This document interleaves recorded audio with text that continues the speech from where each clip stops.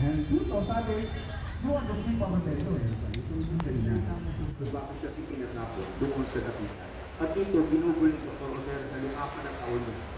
Ano bang ginawa rin sa dapitan? Kundi ang naggamot, nagsaka, marami siyang tinuruan ng ating mga kababayan.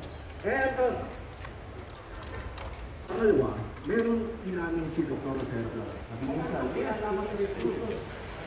Para ito sa pagkakatay ng ating mga kababayan dito. Meron kasi equality na isalay na sinulat niya.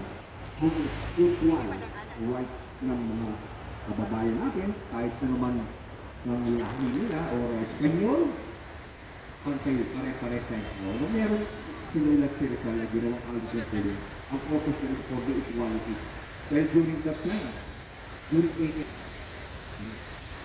mga maestik, kapag ikaw ay hindi sumunod sa mga narituntunin ng mga Kastila, no? Kahit na anong grupo mo, hindi ka lamang